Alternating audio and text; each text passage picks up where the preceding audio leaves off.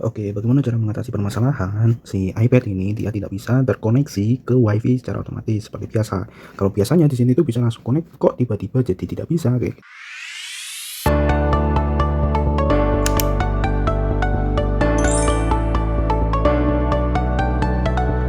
Caranya di sini kita ada beberapa. Jadi di sini kita coba dulu di bagian sini. Kita coba kayak gini teman-teman. Kita matikan di bagian sini lalu dihidupkan lagi. Apakah ini akan respon?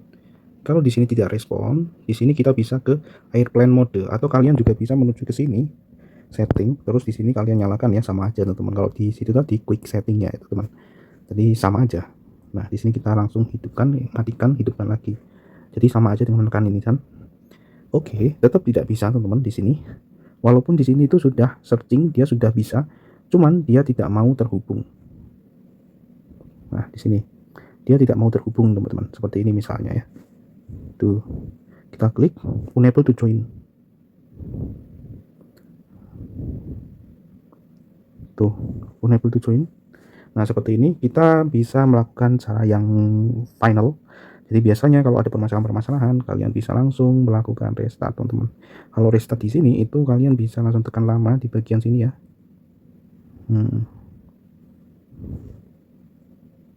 Tuh, klik. Terus di sini kalian langsung slide saja seperti ini. Oke, karena tadi kita shutdown, langsung kita tekan tombol powernya untuk menghidupkan kembali, teman-teman.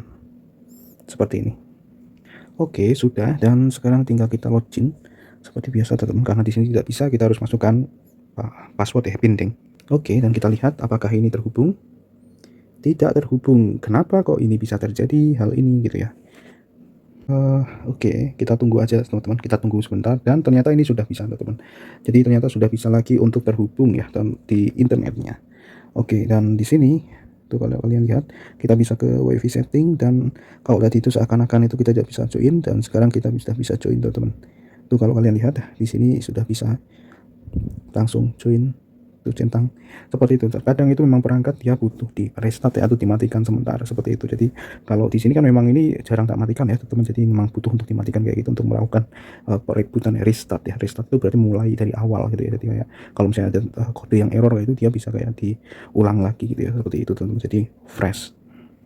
Oke, jadi itu teman-teman ya. Jadi sebenarnya gampang, kita matikan aja seperti itu. Tadi kalau misalnya nanti ada permasalahan-permasalahan lain, di situ pemungkasnya kalian bisa shutdown ya teman-teman ya. Jadi tidak hanya di sini saja, tetapi di permasalahan-permasalahan lain yang mungkin kalian tidak bisa merecover ya, dengan cara lain kalian bisa melakukan shutdown, langsung kalian hidupkan kembali, just like that.